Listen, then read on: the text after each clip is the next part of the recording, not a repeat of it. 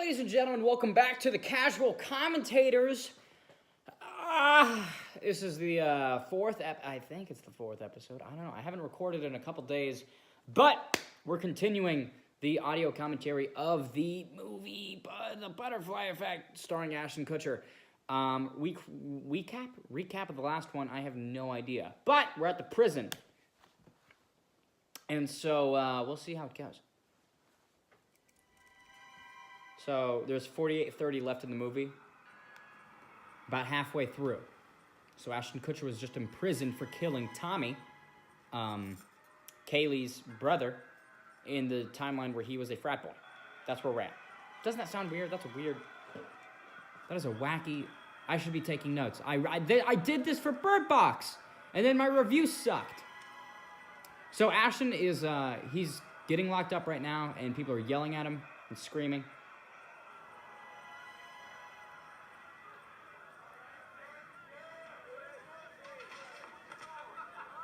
I don't know why he chose to try to walk over the chair.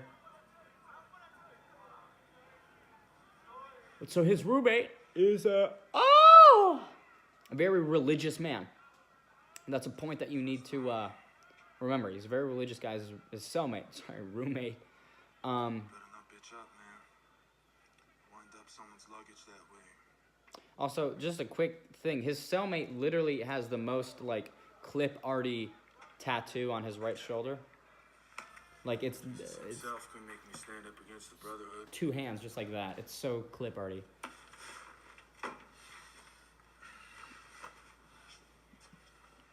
Oh boy, I just threw up in my mouth a little bit.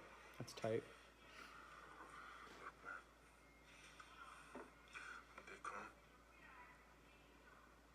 you go someplace else in your head, man. Be somewhere else.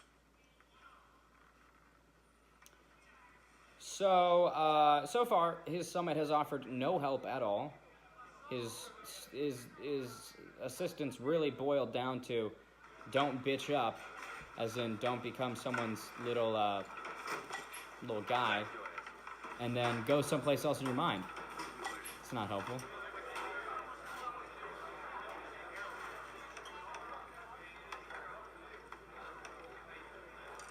Now he sits down with his lunch, and we get this exaggerated scene of people coming over and stealing his food. That's sort of, I mean, that's not really that good. We got this shot of a dude in the background, like, shaking his head really comically. He keeps looking over at Ashton Kutcher for no reason. I spoke to your lawyer, and he says he's sure he can get you off on self-defense. So if you're just patient. How long am I going to be in here? I don't know. These things take time. Yeah. What about the journals? Did you bring me the ones I asked you to bring? I found these two. The others are still in storage. Mom! Oh. Oh boy. Oh. All of them. And I'm gonna get them. It's not entirely true. He doesn't need all of them. Right now, you need to concentrate on the case. Also, okay, the actress who's playing his mother, she's really not selling this in this scene. I noticed this on my first time viewing. It was weird how her mannerisms in this. I mean, she really doesn't, like, move. Her expression remains the same. Is she all right?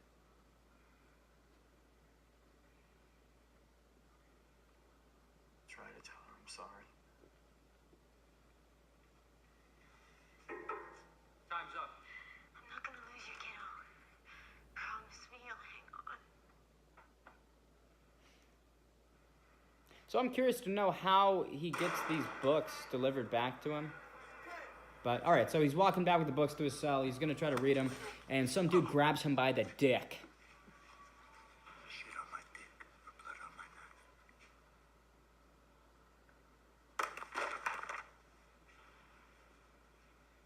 So this is where we get the,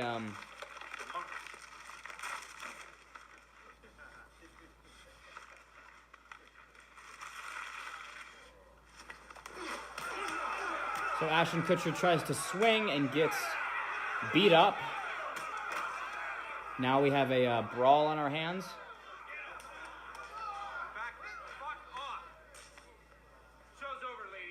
This is a very exaggerated and almost sensationalized view of prison.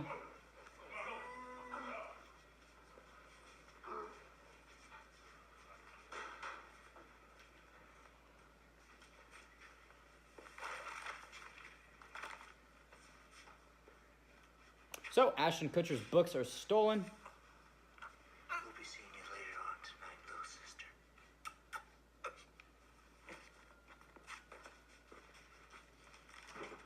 Alright, so I do want to make this quick little point. I don't know if it's an editing thing or a directing thing, but so Ashton Kutcher ripped out pages from the book before he was assaulted, and to preserve some of them.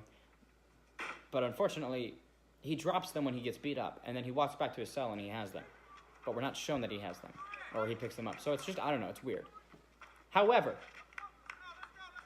now we're out on the field. Ashton's making eyes with the people who beat him up.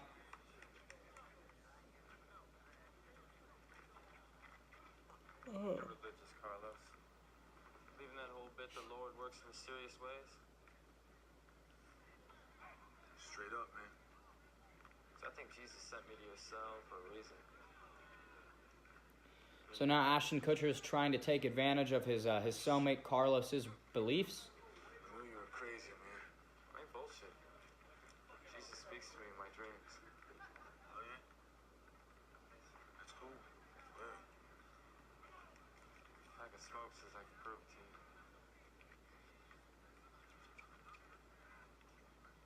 And I'm out. You need to watch my hands with face closed. You need to see the prison shrink, man. Do prisons have shrinks? I guess they have, like, psychologists, but... Weirder than this.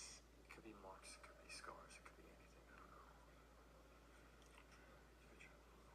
don't know. On Wednesday, I got in trouble for a drawing I didn't do. Mommy won't let me see it.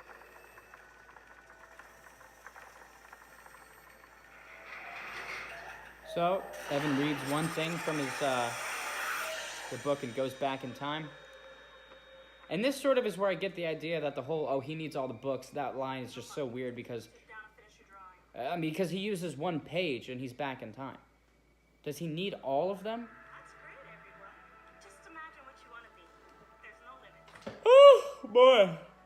And so now we see the drawing that Evan did. And it was done by Ashton Kutcher in the future. And then Mrs. Boswell. Evan walks over. Jesus. It's a miracle. Look, the stigmata, man. What'd you see? What did it look like? The signs of the Lord, man, they just come out of nowhere. Man, I thought you were fucking crazy, man. So now you believe me? Straight up, man. All right, so now that Ashton Kutcher has Carlos on board, he goes to see the two men that have the remaining books. Want to make a deal? Hey, look. I'm new here, but I think I get how things work. Either join a gang or you're dead. Well, I sure as fuck ain't joining up with no spics or niggers. And I don't want to die. So...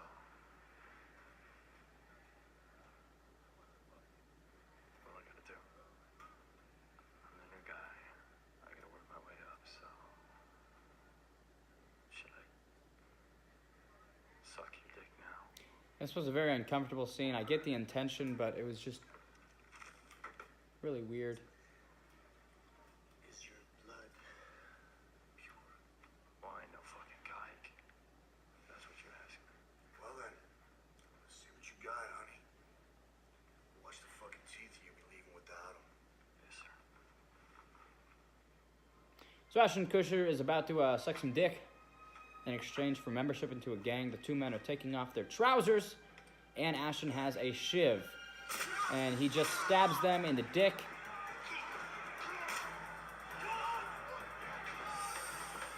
And so now Ashton has the books. He's about to read them and try to go back in time. Carlos is holding the cell shut. There's like 13 people. Make sure we wouldn't blow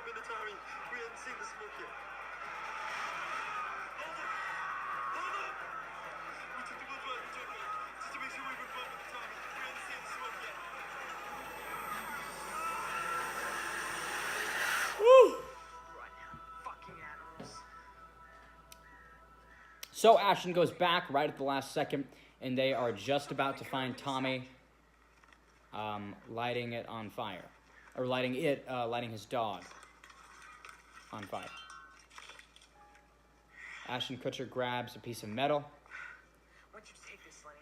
Today's your day of atonement. I know how guilty you feel about that woman and her baby. Evan, stop it. It's not the time. Now's the only time. Today you get a chance to... It's just, it's interesting wording when Evan goes back in time, Ashton Kutcher goes back in time. He starts using this very Trust me on this one.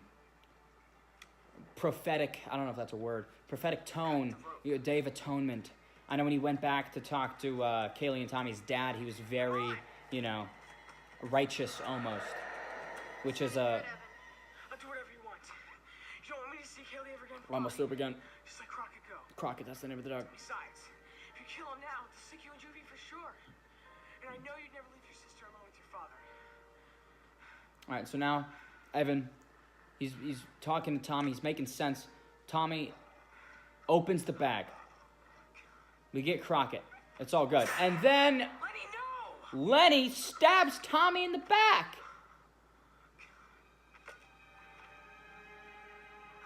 Lenny just straight up murdered Tommy.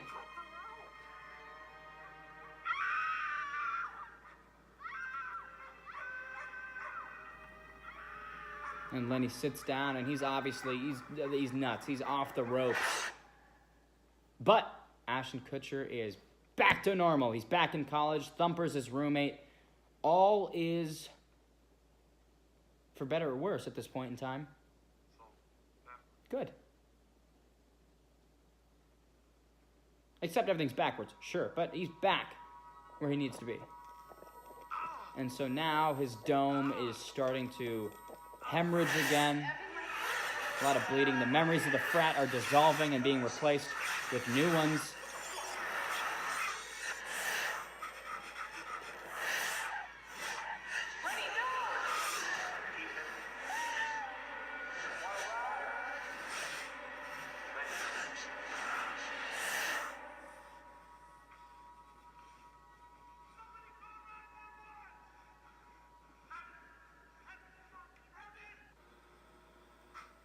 So, the quick update on the little montage of what has occurred. So, Lenny is in Sunnyvale, the mental institution, and Kaylee is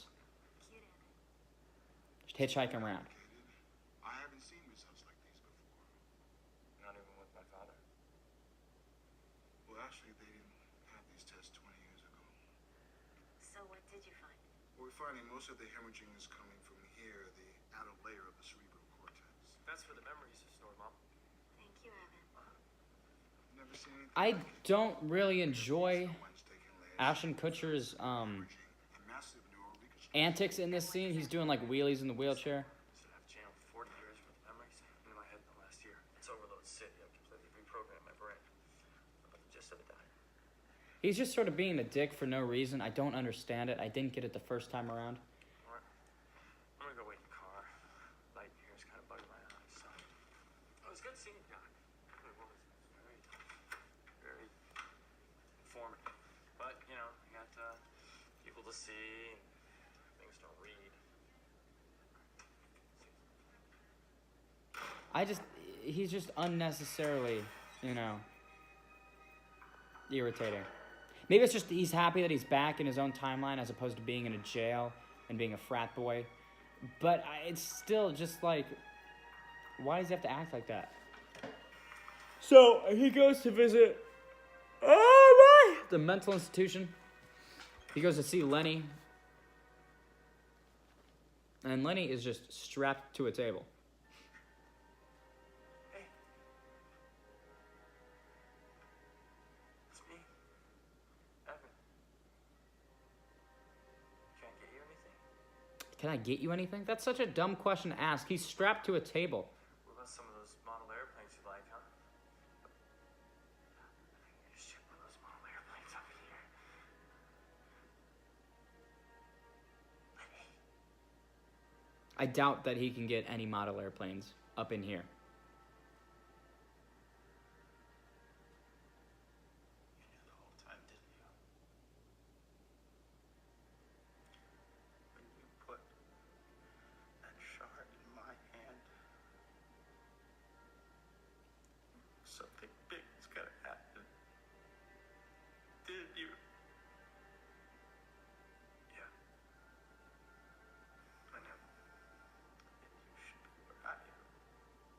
I like this scene a lot. You should be where I am.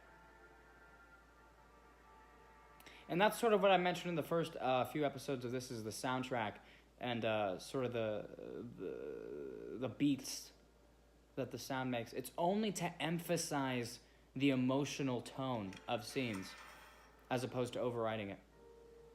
Today I get to meet my father. His name is Jason. And he's crazy. So now we're going back to when Evan meets his father That's what we call him, Dad. and that sort of blackout that he had. You okay? Because you look like you went somewhere else there for a second.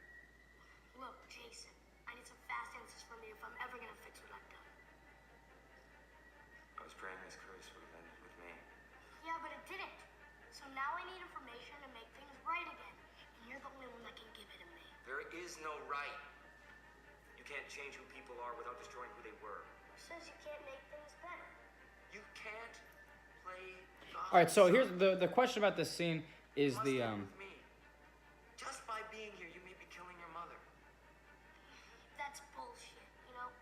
I'll send you a postcard when I made everything perfect again. all right, so this is the answer to how his father jumped over the table.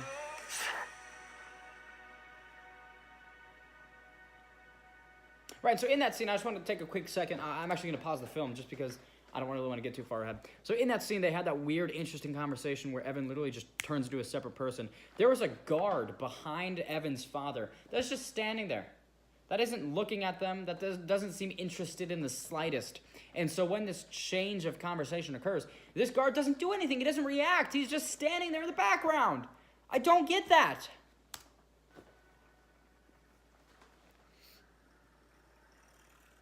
So Evan returns to the cafe that Kaylee used to work in. And here's... Did ya?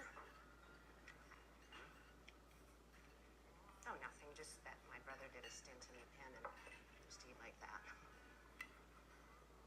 Come from a big family. Well, I meant no offense. I'll take it. Hey, is Kaylee Miller still in here? Sorry, I never heard of her. So, that was an interesting little line. She assumed that he was from that little sanatorium? Insane asylum, whatever. Based on his actions and his mannerisms. Get a little goddamn peace in his own house. Don't suppose you're here to sell cookies. Good guess, fuckbag. Yeah. Remember that? Huh? We had a nice chat once when I was 7. I got one question for you. Where can I find your daughter? So Evan is going back to look for Kaylee, and he finds her in literally the worst place that you could possibly find someone. In a, I want to say it's a brothel, but I really am not sure, but I think it is. It's more of a drug house than anything. But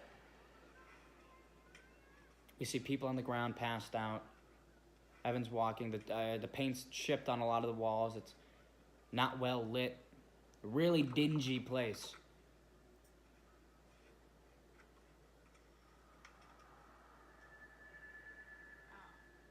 I hear someone else. And then we see Kaylee, who is just Make it fast. I'm expecting someone. just rough. I mean, she looks awful. Hey. It's good to see you. Can I come in? I knew you were coming over to clean the stains off the sheets. I didn't know if Kaylee recognized him or not. I can't really tell if she knows it's Evan. Just needed to see a friendly face. Time is money, Evan. What? Guess I can spare 10 minutes for an old friend, right? So, how's tricks? Sorry. Occupational humor. I got it. You stop. Oh, sorry. Does my line of work make you uncomfortable?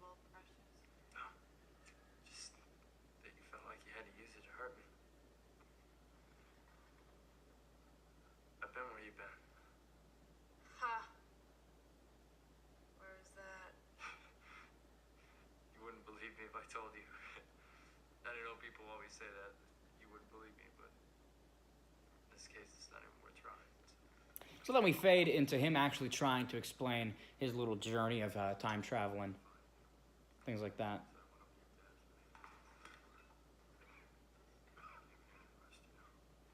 You're right, Evan. I don't believe you. I thought you would. That's why I never bothered to tell a soul until now, and I never will again. I'm the only person you've told. That's a great line. Does that make other girls wet? Do they actually eat up that bullshit? And so this scene is, I mean, I want to pause for a second because there is a little bit more to this scene and it sort of plays out, but it sort of illuminates why I'm defending this movie in the first place. This scene is one of a few that really brings this scene up from that stupid 33% on Rotten Tomatoes. This is, it's the awareness that the film has. It's the self-awareness that this film has about how the story seems and how it how it appears. And the film, rightfully so, rejects what Evan has been through. From a normal person's standpoint, Evan's journey in this film is completely ludicrous and insane. And he gets called out on it in this scene. And the other thing I want to mention is the consequences of Evan's actions. I think I've mentioned this before, but I'm going to mention it now because those are the two things that I'm going to harp on in my defense/review, is that everything that Evan does has a consequence, most times negative, on those that he loves, those that are around him. And I think that that's incredibly important to recognize, that many films today do not have high consequences. The stakes really aren't there. A good example is Homecoming, Spider-Man Homecoming. An otherwise really good film, but there's no consequences for really anything. Peter gets the suit taken away, then he gets the suit back. Everyone's in a dire situation. Peter saves everyone. Peter's suit has a billion gimmicks that can do anything. It's kind of like Batman's utility belt, the biggest plot contrivance ever. There's no consequences. But in this film, there are massive consequences to the extent of ruining people's lives. Look at this. Kaylee is literally a prostitute. Lenny is locked up in an insane asylum because of things that Evan has done. That's fantastic. I love that this film takes it to that extent and goes that extreme with the title, Butterfly Effect. It is rightfully called the Butterfly Effect. But I don't want to harp on it too much because that leaves me nothing with the review. But we'll see how the scene plays out. I'm too tired to prove it to you. Oh, there's proof now, huh? How else would I know that you have twin moles on your inner thigh? Anyone with $50 could tell you that. Okay. Forget that. How about the fact that you prefer the smell of skunk to flowers? Or that you hate cilantro? Because for some reason unknown to you, it reminds you of your stepsister. Or that when you have an orgasm, your toes go numb. I'm sure all your clientele are privy to that. You know, I just thought you should know So here, Oh, what? that you were happy once. With me. You know, there's one major hole in your story. There's no fucking way on this planet or any other I would ever be in some fucking sorority. You were happy there. Oh, you cry. Sure you know your lot? No, I don't need it where I'm going. You have to change everyone else's life again, is that it? Maybe next time you'll pop up in some mansion while I end up in Tijuana doing some donkey acts. You know what? I'm over it. Every time I try to help someone, everything just goes to shit. Don't give up now, Slick. Hell, you've already done so much for me. Why don't you go back in time and save Mrs. Halpern and her baby? And then maybe Lenny wouldn't freak out and ruin my family. No, go back to when I'm 7 and fuck me in front of my daddy's video camera. Straight